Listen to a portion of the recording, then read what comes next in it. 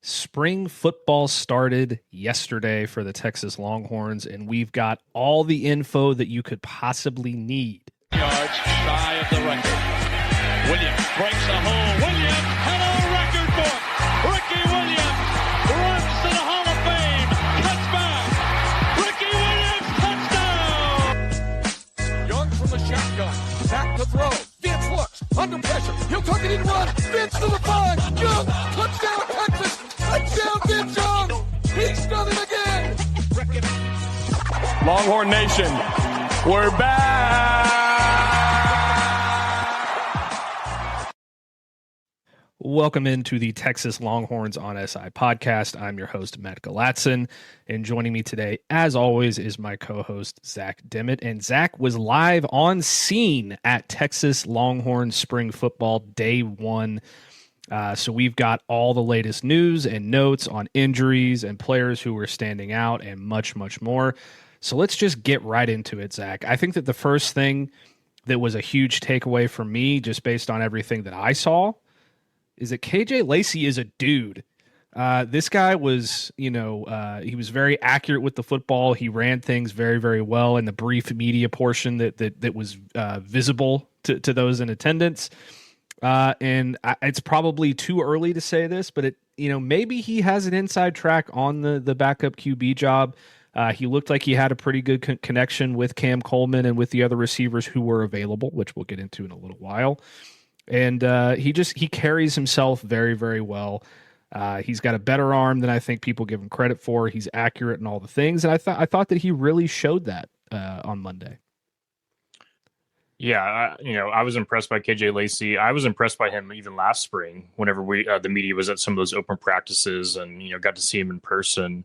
But after a year of learning and just growing as a quarterback, you got to be impressed with what you saw. At the end of the day, there was no pads. They were just wearing their helmets, no defense, pure just passing on air.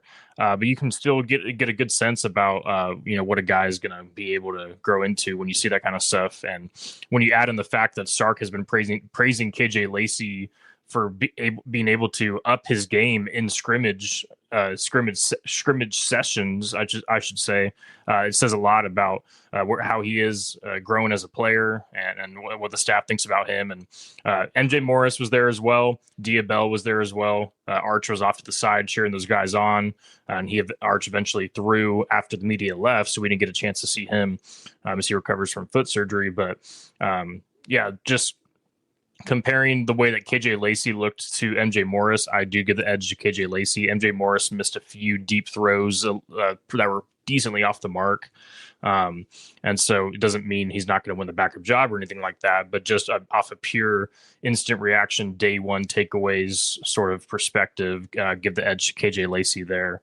And Diabell, he was impressive as well too, accurate, looked smooth, out of his release. His footwork was nice. You got to give credit to all three of those guys, really. It's not their fault that a lot of these receivers were actually kind of dropping some passes because it was some wet weather, and so but there was for the most part pretty accurate passing from all three of those guys, and it was kind of nice actually.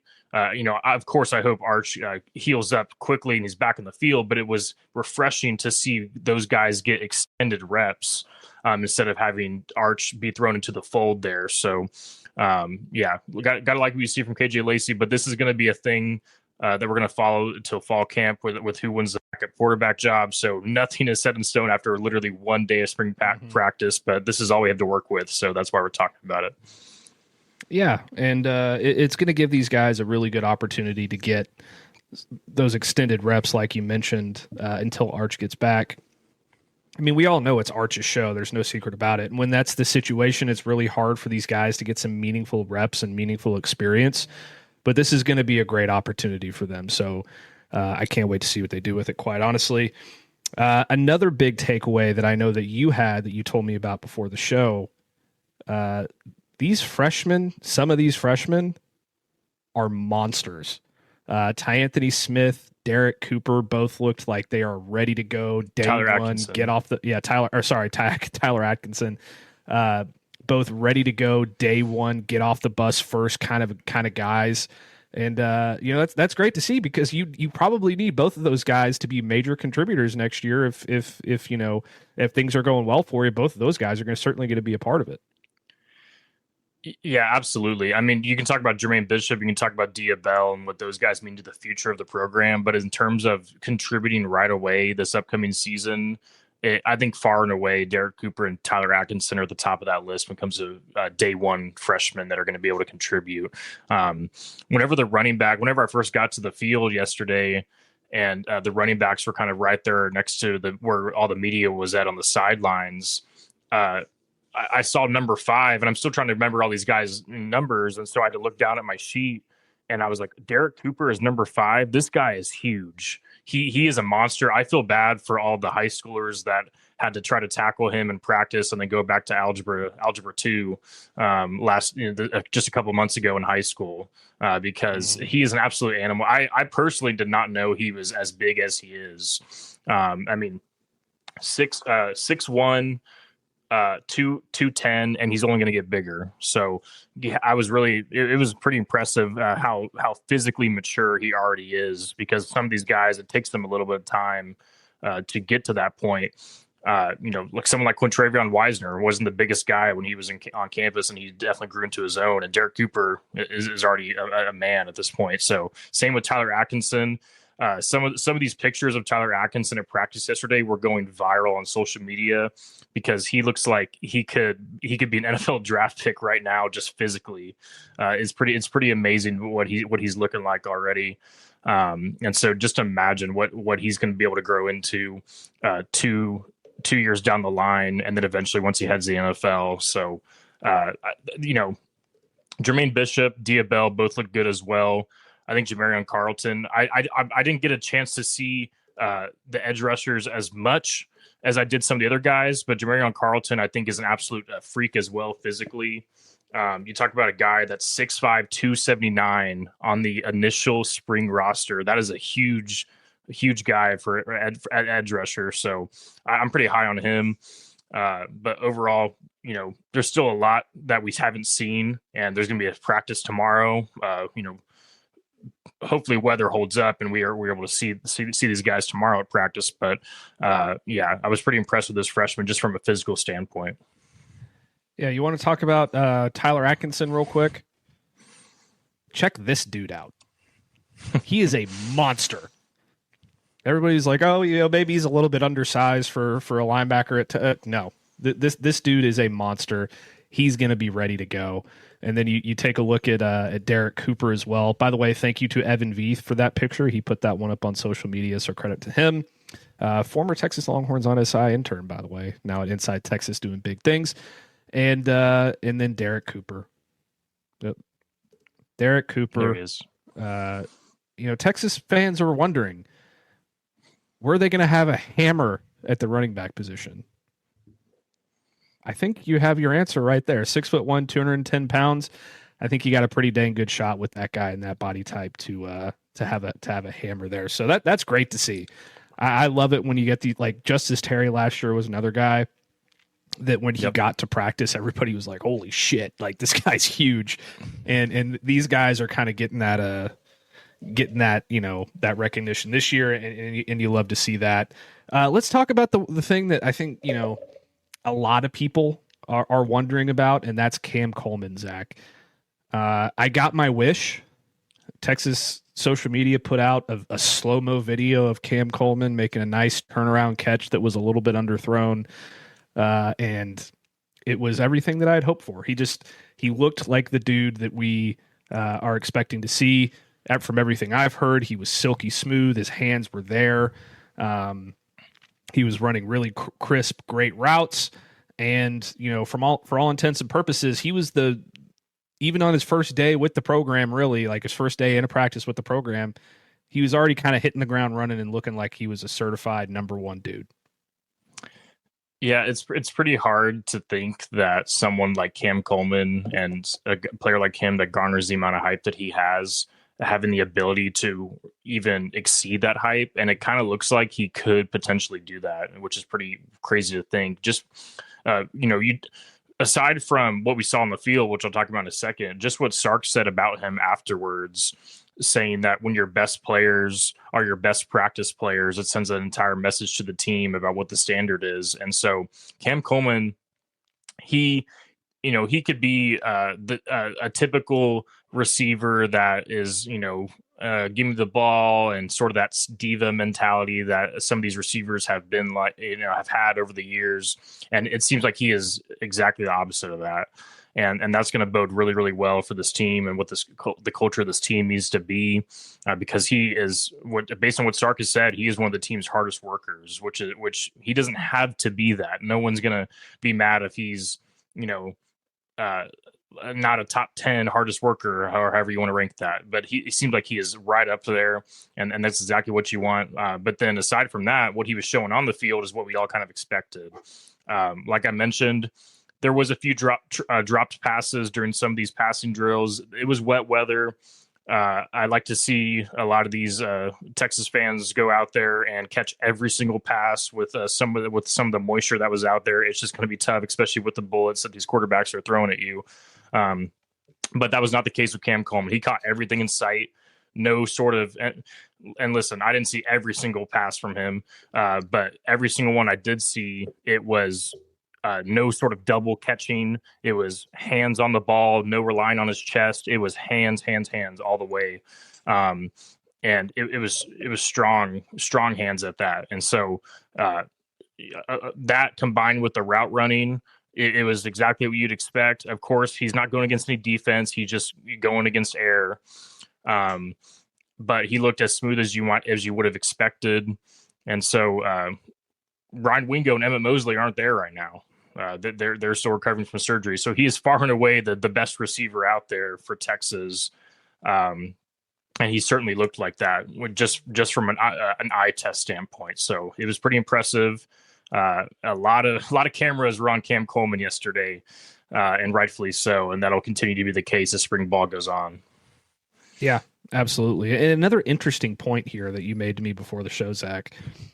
Ryan Niblett was one of the best punt returners, if not the best punt returner in college football last year. Yeah. And at least on day one of spring, he was not the one returning punts. It was Raleek Brown. And who was the other one you mentioned? Daylen McCutcheon. And Daylen McCutcheon, who are returning the punts. That is interesting to me. I mean, I imagine that Ryan Niblett is still going to end up being your punt returner at the end of the day. Oh, yeah. It would be almost foolish to take him out of that spot. But if you're getting other guys ready for it, potentially we could see a change. I wouldn't necessarily expect it, but regardless, I think you need to have multiple guys who are capable of doing the job. And the Raleek Brown one is particularly interesting to me because he is hella explosive, man. Like that dude is an absolute lightning bolt. So maybe they're going for a different look back there, but at the end of the day, I do imagine it will be Ryan Niblett. But yeah, that's interesting to note at the very least. Yeah, it was interesting, and can't put too much stock into it because it was just the first day, so it wouldn't be surprising if Ryan Niblett is obviously returning punts tomorrow, or if they even do punt formation while the media is there. But yeah, it's hard to imagine that Ryan Niblett's not going to be the main punt returner. Maybe they're trying to figure out who is the second best punt returner, because injuries can happen. And if you are not prepared for a time where Ryan Niblett potentially has to miss a game or a few snaps or whatever, you got to have a guy back there who is at least comfortable with it. Because when you're under the bright lights trying to field a punt, it can be a little bit intimidating if you're not as used to it, even if you're used to getting the ball in other ways on the field, like Raleek Brown will. So, but yeah, Raleek Brown and Daylen McCutcheon both had no issues fielding the punts yesterday. From when I was watching, Raleek Brown especially was pretty sure-handed, and he looks like a powerful guy as well. So yeah, interesting note there, but probably not super noteworthy unless we continue to see it being a trend where Ryan Niblett is for some reason not returning punts as spring goes on, but I highly doubt it. Yeah, and then I think before we get into the injury news, which I think is probably some of the more important news that we have, the new coaches. I love what I've heard about the new coaches. Will Muschamp and Jabbar Jaluk are seemingly so far, and to no one's surprise, I wouldn't think, are bringing a ton of energy to the practice field.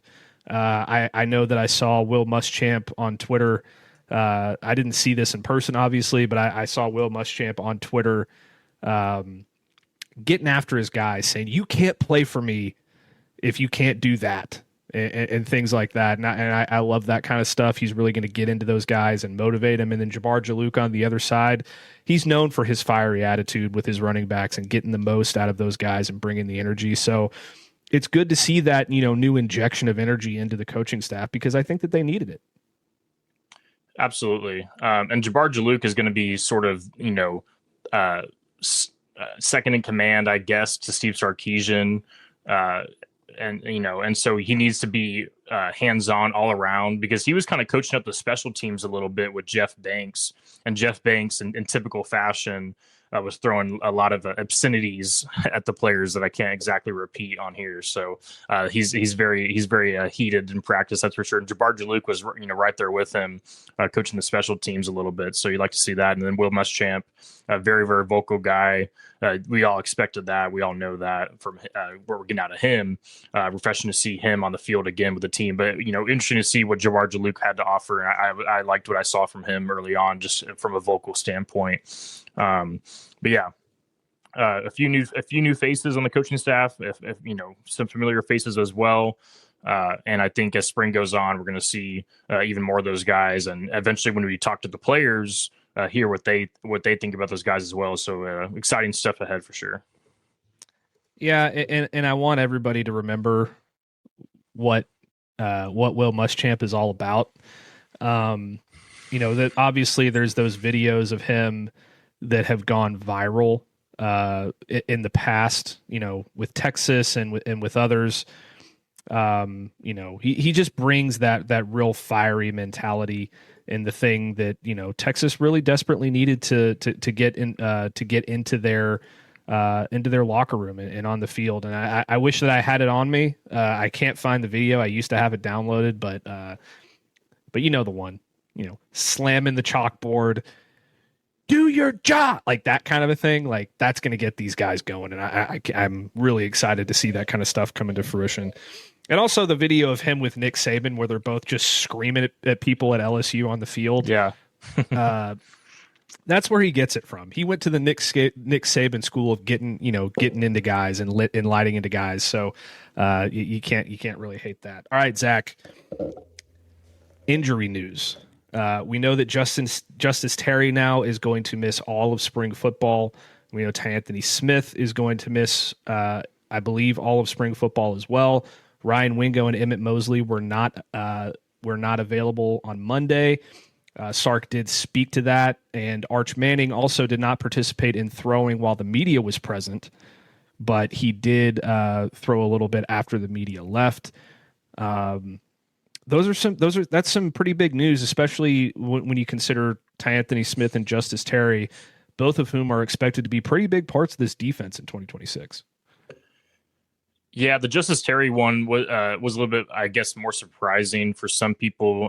He didn't play in the bowl game against Michigan, but he wasn't one of the guys that Texas had officially announced as undergoing offseason surgery. About a month or so back, whenever they announced, I believe it was like 6 total guys that underwent surgery, and he wasn't one of those guys. So it was a little bit surprising.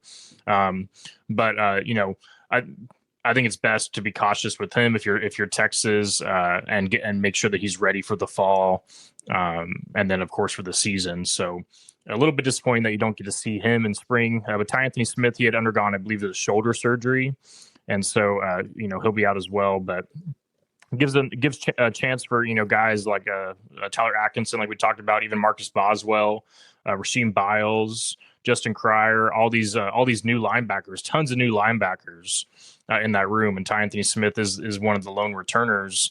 And so, unfortunate that he won't be out there, but those guys will get a lot of more of a chance to shine and get comfortable. So, yeah, with Ryan Wingo and Emmett Mosley, we kind of knew they were going to be out as well. Ryan Wingo, wrist surgery, I believe, and then Emmett Mosley, ankle surgery. So, but like Stark said, just like with Arch being out and giving KJ Lacey and Bell and MJ Morris more reps, the 2 receivers being out is giving a chance for Khalik Lockett, Jermaine Bishop, Cohen Brown, Chris Stewart, Sterling Burkhalter, who I will add looked absolutely huge, at least compared to what I expected.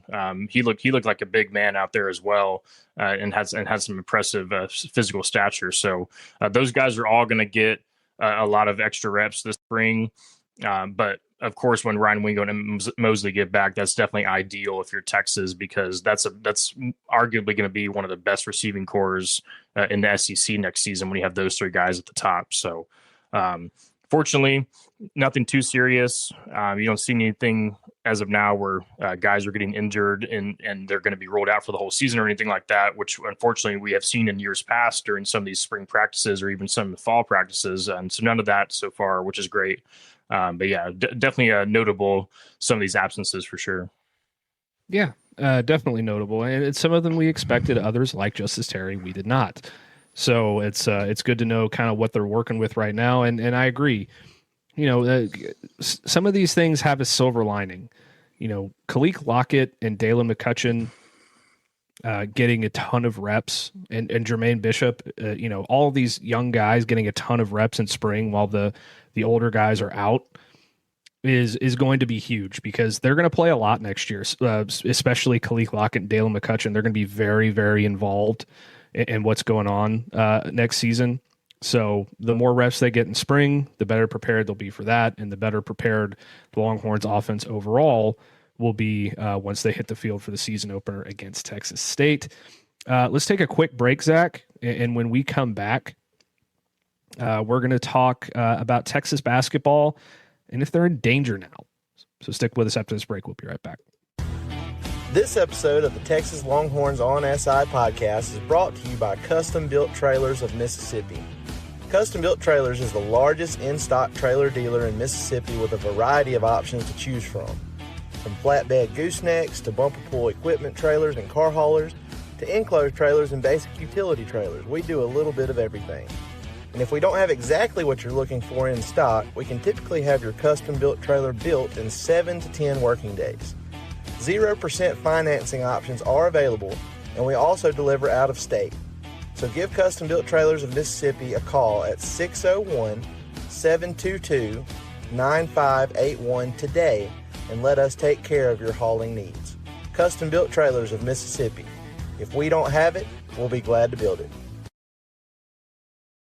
Welcome back to the Texas Longhorns on SI podcast. I am your host, Matt Galatson, and I'm joined by Zach Dimmitt. Zach, very disappointing loss for the Texas Longhorns against the Oklahoma Sooners over the weekend. I was in Austin, but I was not at the game. And I did watch it, though. And boy, I really thought Texas had kind of figured it out at the very end there. That late foul on Jordan Pope really, gave the Longhorns life. It forced overtime, and you thought, now Texas has the momentum. And then they just kind of crapped the bed in overtime and ended up losing to the Sooners.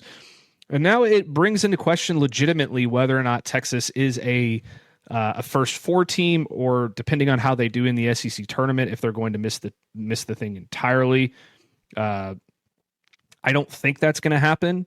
I still think that they're probably going to end up a 10 seed, especially if they win their opening round game in the SEC tournament.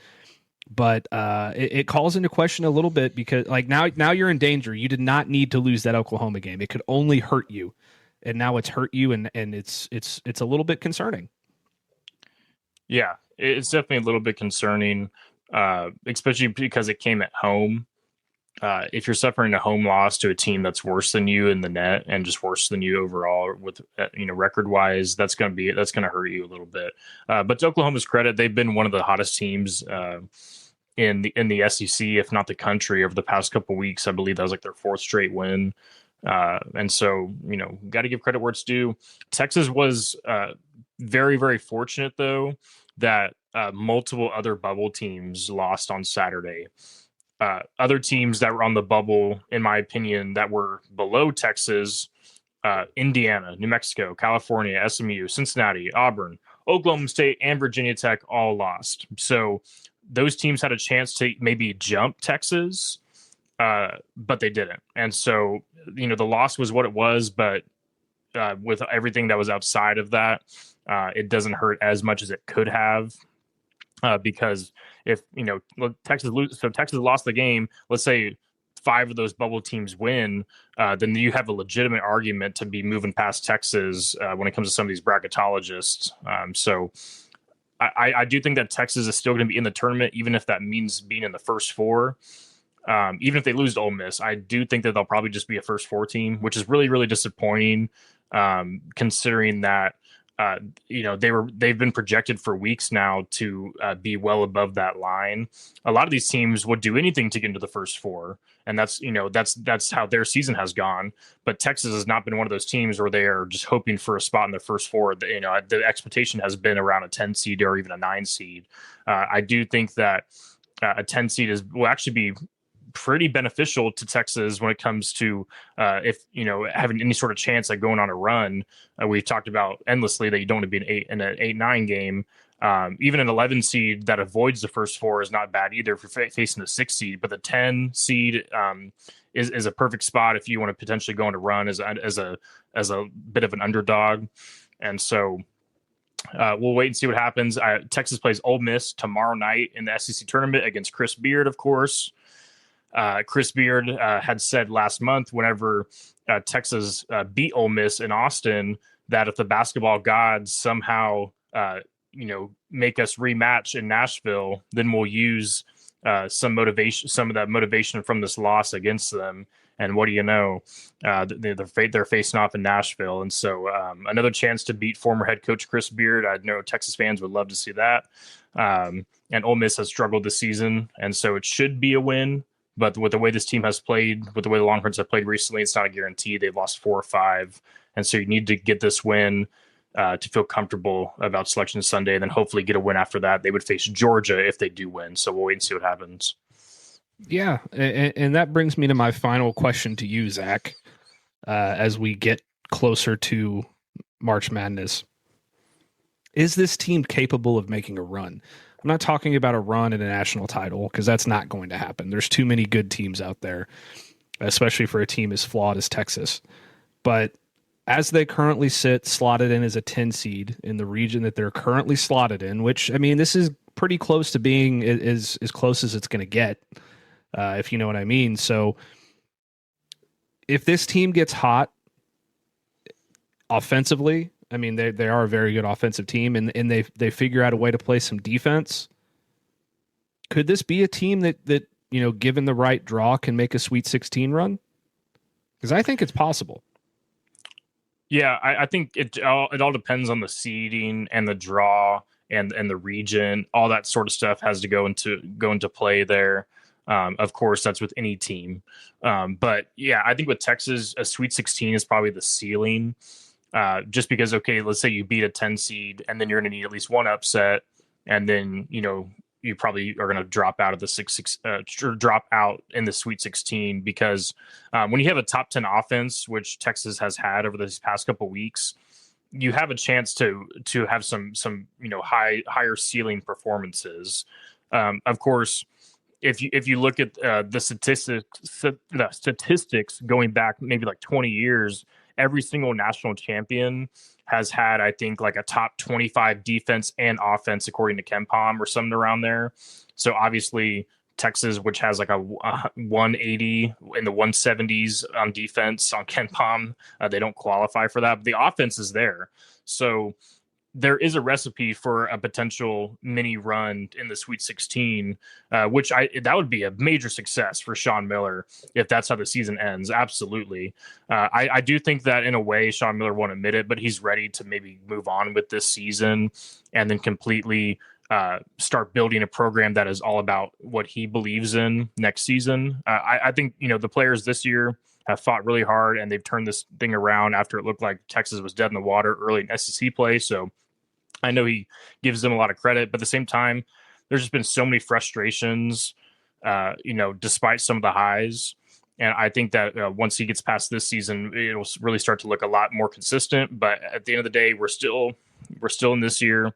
We're still watching this team and seeing what they can do. And I think at the end of the day, the elite offense and the numbers they've been able to put up gives them a chance to make a potential mini run.